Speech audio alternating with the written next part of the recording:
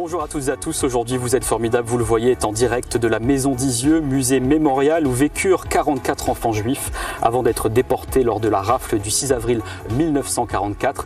80 ans plus tard, à l'occasion de la commémoration de ce triste événement, nous reviendrons sur l'histoire avec Beat et Serge Klarsfeld, infatigables chasseurs de nazis, mais aussi avec Alain Jakubowicz, avocat et administrateur de la Maison d'Isieux. Merci d'être avec nous en direct pour cette émission exceptionnelle. Nous sommes au cœur, vous le voyez, de la salle de classe dans laquelle étudiaient les enfants de la Maison d'Isieux avant que leur insouciance ne soit enlevée le 6 avril 1944 lors de cette rafle. Pour en parler, j'ai à mes côtés ce matin Beat Klarsfeld. Merci d'être avec nous. Vous êtes ambassadrice honoraire de l'UNESCO pour l'enseignement de l'histoire de l'Holocauste, envoyée spéciale également pour la prévention du génocide. Vous êtes né en Allemagne. À vos côtés, votre mari, Serge Klarsfeld. Merci d'être avec nous. Vous êtes avocat historien, également ambassadeur honoraire de l'UNESCO. Vous êtes né en Roumanie, juif et fils de déportés. C'est pour cela que vous portez ce matin le badge. Vous êtes président de cette association des fils et filles de déportés juifs de France. Votre père est mort à Auschwitz. Tous les deux, vous avez consacré votre vie à traquer les anciens criminels nazis qui avaient échappé à la justice et vous continuez aujourd'hui à travers cette émission notamment à honorer et à entretenir la mémoire des victimes de l'Holocauste. À vos côtés, Alain Jakubowicz, merci d'être avec nous. Vous êtes avocat et administrateur de la Maison d'Isieux. Aux côtés de Beat et Serge, vous avez œuvré pour que l'officier nazi Klaus Barbie puisse être reconnu coupable de crimes contre l'humanité pour avoir organisé à la fois la rafle des 44 enfants d'Isieux et de 7 encadrants dans cette colonie, mais également un convoi de Lyon à Auschwitz. C'était en août 1944. Comment avez-vous découvert pour la première fois cette Maison d'Isieux et cette rafle ? Écoutez, j'ai découvert le drame des enfants d'Isieux avec l'arrivée de Klaus Barbie à Lyon en 1983. Jusqu'alors, on n'en parlait pas. Et cela, nous le devons à Serge et Beat Klarsfeld. Et Beat, vous, comment avez-vous découvert pour la première fois cette rafle et cette Maison d'Isieux ?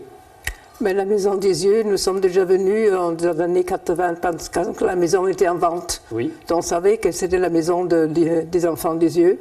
Donc nous sommes venus avec les fils et filles justement pour voir entrer dans cette maison, ce qui était fermé. Il y avait une barricade et avec nos amis, on a cassé la barricade. Les gendarmes sont venus, mais ça a quand même déjà montré que la maison des enfants d'Isieux était abandonnée et puis il n'y a rien à faire. Et puis après, c'est déclenché toute la collecte, et puis après, M. Mitterrand, le président, donc, a fait de la Maison d'Isieux le mémorial. Qui a été inauguré le 24 avril 1994. Donc, on aura l'occasion d'y revenir, bien évidemment. Serge, vous étiez personnellement identifié à ces enfants, notamment Giorgi. Pourquoi ?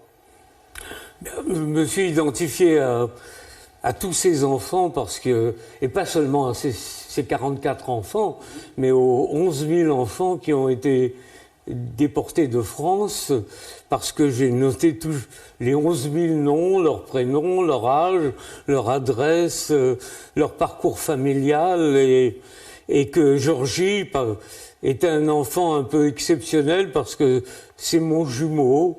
Il est né le 30 octobre 1935, moi je suis né un petit peu avant, le 17 septembre 1935, et c'est un enfant très attachant parce qu'il a écrit des lettres à sa mère, à son père. Il a fait beaucoup de dessins et que nous avons pu regrouper, rassembler toute cette documentation. Et que vous partagez à l'intérieur de ce livre que vous avez écrit. Écrire un livre qui a été traduit en anglais, en allemand et plusieurs langues. Et Giorgi, c'est donc un petit peu l'enfant que j'aurais pu être déporté, puisque la Gestapo, je l'ai connue. J'ai été dans un placard quand mon père a été arrêté, et j'ai échappé à la rafle, et j'étais au Magelier, dans une maison d'enfants de Lauzé, en 1940-41, et lui, il y était en 1942, donc nos parcours. Lui est mort, moi j'ai survécu, mais ça aurait pu être le contraire, et j'aurais bien aimé alors que Giorgi s'occupe de moi. Alors on va revenir à cette maison d'enfants qui a été créée en 1943, au printemps, par un couple de juifs français originaires de Pologne et de Russie, Sabine et Miron Zlatin. Quel rôle ont-ils joué dans la protection des enfants juifs avant que la rafle n'ait lieu, Beat ? Ils avaient quand même pris cette maison et étaient donc faire venir les enfants. Et puis, bon, là, Serge peut vous répondre beaucoup un peu mieux pour Madame Zlatan qui... Madame Zlatan jouait un rôle important pour rassembler ses enfants dans une maison qui était une maison sous sa direction et celle de son mari. C'était pas une maison intégrée dans le circuit des maisons d'enfants des organisations juives. Et c'est d'ailleurs pourquoi cette maison a été liquidée par la Gestapo, parce que les autres maisons d'enfants ont été dissoutes progressivement parce que les dirigeants étaient conscients du danger. Combien d'enfants sont passés ici? Et ici, non, parce qu'il y avait d'abord l'occupation italienne et que les Italiens protégeaient les Juifs, et ensuite parce que c'était au bout du monde. Et au bout du monde, on s'imagine difficilement que le danger peut arriver. Ça semblait réel, et malgré les pressions des organisations juives, Madame Zlatan s'y est pris un peu trop tard. Alors Alain, combien de personnes sont passées ici, d'enfants? Je n'ai pas le chiffre exact, mais ce que l'on sait, c'est qu'il y a beaucoup d'enfants qui sont plusieurs centaines. Il y a eu une rotation extrêmement importante. Il y a des enfants qui sont restés très peu de temps, d'autres qui sont restés plus longtemps. Ça dépendait tout des situations personnelles et du sort de leurs parents d'ailleurs, parce qu'il faut quand même savoir, on a beaucoup parlé d'une colonie, ce n'était pas du tout une colonie, c'était un lieu de vie. En fait, il y avait une institutrice qui venait de Belay, qui venait en vélo tous les jours. Donc c'était un lieu de vie avec des enfants, avec une amplitude d'âge qui était... là, on est dans la salle de classe, mais ce n'est pas une salle de classe normale. Dans une salle de classe normale, on a des enfants du même niveau, du même âge. Là, on avait des enfants qui étaient déjà des adolescents et d'autres qui étaient des gosses. Alors, on va écouter le témoignage de deux d'entre eux qui n'ont pas connu la rafle. Ils sont partis avant le 6 avril 1944. Il s'agit de Samuel et Roger. On les écoute et on réagit juste après. À l'automne 1943, Samuel Pintel a 6 ans. Il vit à Annecy avec sa mère quand une rafle les surprend. Pour sauver son fils, sa mère le confie dans l'instant à une inconnue. Un réseau d'entraide prend en charge l'enfant, l'achemine vers Isieux, pour y vivre avec d'autres enfants séparés de leur famille. Moi, ce qui me tourmentait, c'était que va-t-il advenir de ma mère? Qu'est-ce qu'elle va lui... elle est arrêtée, où est-elle? Je ne sais plus où elle est, je l'ai perdue. Et puis moi, je suis là, dans un lieu inconnu, elle ne sait pas où je suis, elle ne pourra pas venir me chercher. Et donc, moi aussi, je suis perdu. Roger Volman a 7 ans et vit à Nice avec sa mère et son grand frère. Face au danger de plus en plus grand, la mère se sépare de ses fils, les envoie à Lyon. L'entraide catholique et l'œuvre de secours aux enfants dirigent Roger et son frère vers Isieux ce même automne 1943. Nous étions des enfants qui fuyaient de partout, qui avaient déjà été à plusieurs endroits, à plein d'endroits, et surtout on n'avait pas de protection paternelle, maternelle. Notre père, il avait été arrêté, lui, il était à Auschwitz, il était à Birkenau. Voilà, c'est vrai que beaucoup d'entre eux, Alain, n'ont jamais revu leurs parents. Bien sûr, bien sûr. En fait, on avait tous les cas, notamment des parents qui soit se cachaient, soit qui étaient déjà partis, et chacun ignorait le sort de l'autre. Et c'est pour ça que le travail qui a été fait par Serge et Béate est si important, où on retrouve les lettres qui sont envoyées à qui? Sont-elles parvenues? Non, en réalité, c'est pour ça que c'est si émouvant d'avoir pu retracer la vie de chacun de ces enfants, de leur redonner vie d'une certaine façon, et de montrer qu'en fait ces lettres, elles ont abouti, voilà, grâce au travail de Serge et Béate. On peut les voir ici. Et on peut les voir ici, on les a évidemment, ça a été une partie importante de la plaidoirie de Serge Klarsfeld au cours du procès. Alors justement, à ce propos, en avril 1944, Klaus Barbie, officiellement responsable de la Gestapo à Lyon, ordonne la rafle de 44 enfants et de 7 éducateurs. Comment s'est déroulée cette rafle ici? Comment s'est-elle déroulée la rafle? Comment s'est passée la rafle? Il y a eu certainement une dénonciation et la Gestapo a été informée qu'il y avait des enfants, quelques dizaines d'enfants. Et peut-être Barbie a-t-il envoyé des soldats et des hommes de la Gestapo, peut-être est-il venu lui-même. C'était à la veille d'une grande opération allemande contre les maquis du Jura. Peut-être ont-ils voulu tester si la résistance était informée ou pouvait poser des obstacles. Et en tout cas, ils sont venus la veille d'une grande opération pour rafler quelques dizaines d'enfants. Et Sabine Zlatin n'était pas présente ce jour-là. Ils ont eu la chance que M. Zlatin, en l'absence de son épouse, était peut-être moins, prudent que son épouse. Il n'avait pas mis de personne pour surveiller la route. Et c'était le vendredi saint.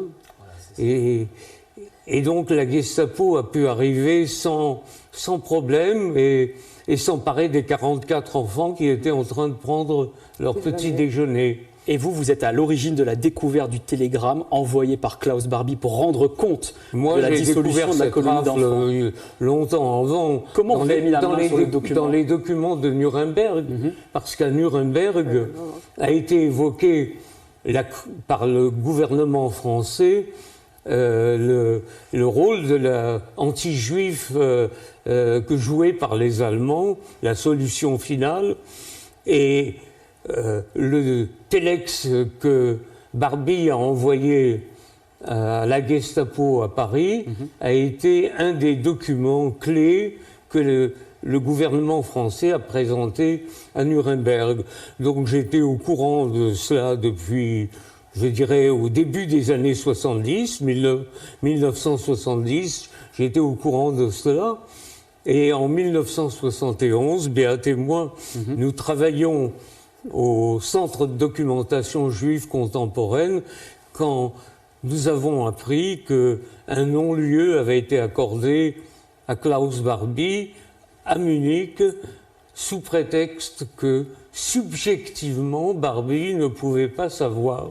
Et vous, Béat, donc en 1972, vous avez identifié formellement Klaus Barbie, qui était en Bolivie. Comment vous avez traqué cet officier nazi ? On l'a traqué d'abord tous les deux.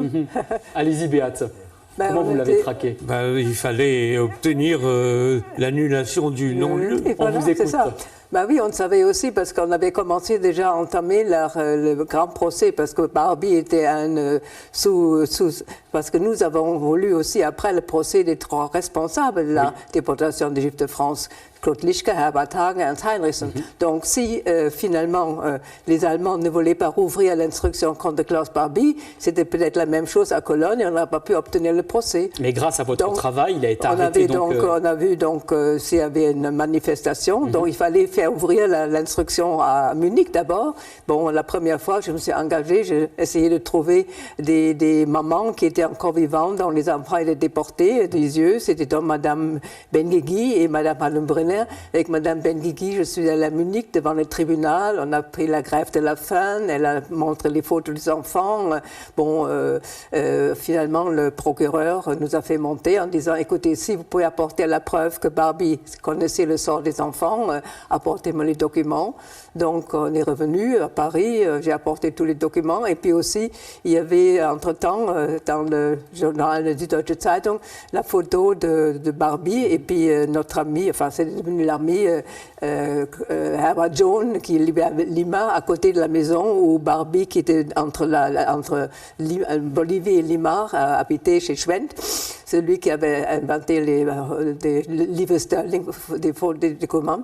Et puis, il pensait d'abord c'était quelqu'un d'autre. Il a dit après, voilà, il a apporté cette preuve au procureur. Et Béat, il est allé à plusieurs reprises. Oui, voilà, à Lima d'abord. Pendant presque 10 ans. Ça a été un travail de 10 ans jusqu'en 1983, où il a donc été arrêté, extradé vers la France, incarcéré dans la prison de Montluc à Lyon, où il avait donc torturé le résistant Jean Moulin. Qu'avez-vous ressenti quand cette arrestation a eu lieu ?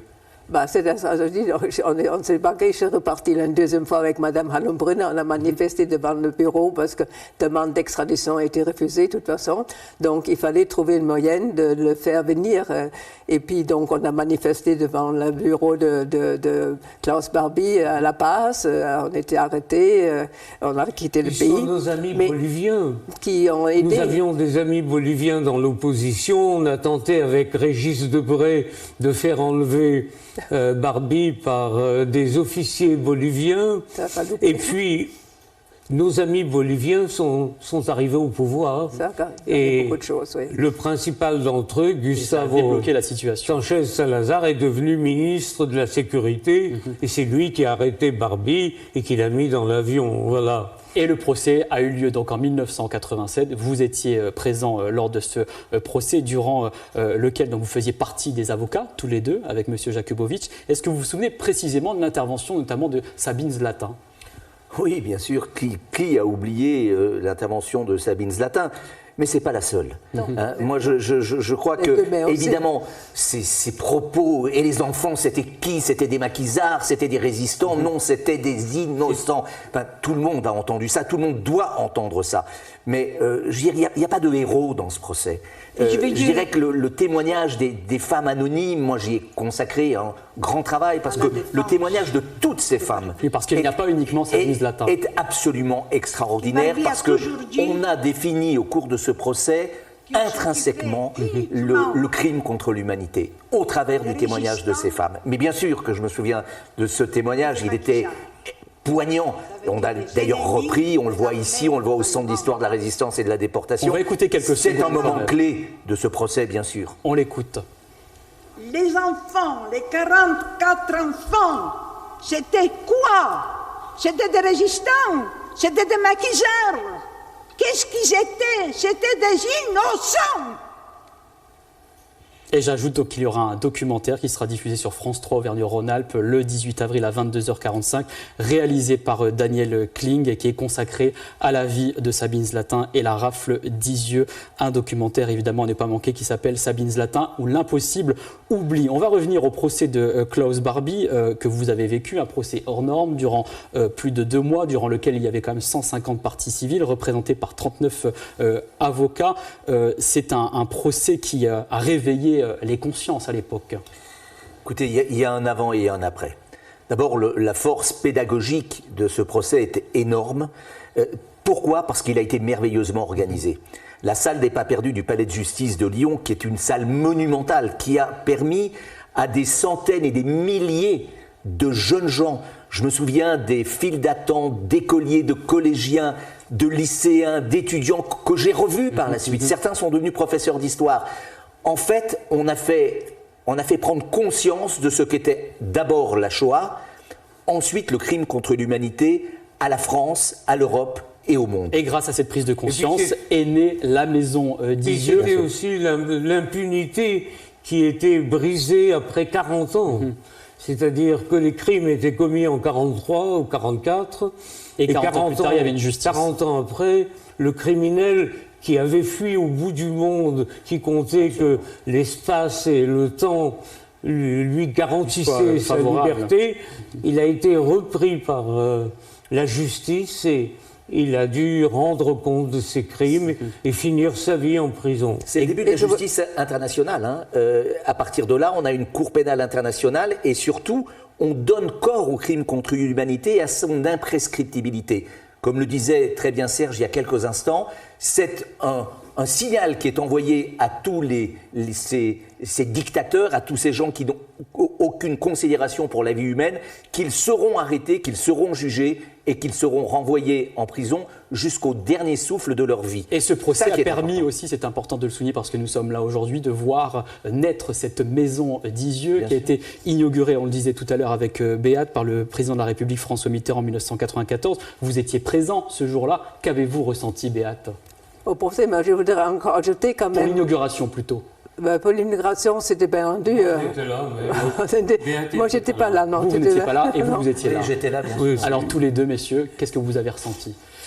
J'étais heureux de voir que les efforts que nous avions fournis pendant 12 ans pour faire revenir Barbie, avait donné un résultat qui redonnait vie à ses enfants. Et ces enfants, ces 44 enfants, étaient pour les autres enfants à venir, les nouvelles générations, eh bien, c'était, comment dire, un exemple. C'était un exemple. Leur vie avait été tranchée, mais ils continuaient à vivre et ils continuaient à comment dire, à envoyer un message aux autres enfants. Voilà, à travers de nombreux documents, on le disait tout à l'heure, Alain, vous êtes administrateur de cette maison d'Isieux aujourd'hui. Qu'est-ce que l'on peut voir lorsque l'on vient ici? On voit les enfants. On voit les enfants et c'est ce qui est le plus important. On voit ces 44 enfants, mais on voit tous les enfants, les 11 000 enfants juifs qui sont partis de France, le 1,5 million d'enfants qui ont été exterminés pendant la Seconde Guerre mondiale uniquement parce qu'ils étaient juifs. Enfin, c'est, comme le disait André Frossard, le crime d'être né. La plupart de ces gosses ne savaient pas qu'ils étaient juifs. Et pourtant, ils étaient condamnés à mort. Et quand on arrive ici, on est d'abord saisi par la beauté du site. Comme on vous le disait, c'est le Vendredi Saint, ce 6 avril 1944. Il fait un temps merveilleux, le paysage est somptueux. Et cette quiété, cette joie des enfants, on les imagine au petit déjeuner, le bruit, etc. Et arrivent les camions. Voilà. Et là, c'est la rupture du monde, quoi, qui est absolument terrifiante. Et ces gamins qui montent dans les camions avec la Gestapo et les armes, c'est les images que l'on voit. Pour ça qu'au cours de ma plaidoirie, moi j'ai montré l'enfant à la casquette dans le ghetto, c'est la même chose. Et ces enfants à qui les moniteurs font chanter dans les camions, vous n'aurez pas l'Alsace et la Lorraine. Enfin, je veux dire qu'il y a un choc qui est si violent, si terrible, et je crois que les gens qui viennent ici sont saisis réellement, simplement par le silence. Il n'y a pas besoin de mots. Et par les documents qui sont présentés aussi. Bien sûr. Il y a bien sûr, les documents, ça c'est l'œuvre de Serge et Béat, on ne nous dira jamais assez. Il n'y a pas de procès Barbie, il n'y a pas de maison d'Isieux, il n'y a rien de tout cela s'il n'y a pas Serge et Béat qui sont à la manœuvre et qui mènent ce combat. Et il est exemplaire et il est surtout historique. Et Serge et Béat, vous vous êtes rencontrés dans les années 60, c'était dans le métro à Paris. Votre combat donc, contre l'oubli de la Shoah aurait été le ciment de votre couple. Il y a une bande dessinée d'ailleurs qui vous est consacrée, signée Pascal Bresson et Sylvain Dorange, qui retrace votre engagement. Quel a été le carburant qui vous a permis de tenir durant toutes ces décennies ? Le carburant, je veux dire, c'était surtout la vie très, très heureuse. Voilà. Moi, j'ai agi en tant qu'Allemande non-juif, dont le père était dans l'armée allemande. Papa, Serge, était un juif dont le père était déporté à cause des Allemands. Et puis, donc, nous avons, chacun a rempli son devoir. Moi, en tant qu'Allemande non-juif, je me suis engagée historiquement. Je n'étais pas coupable, mais c'était quand même une obligation pour moi de m'engager historiquement. Et je l'ai fait. Chasser les criminels nazis aussi, donc...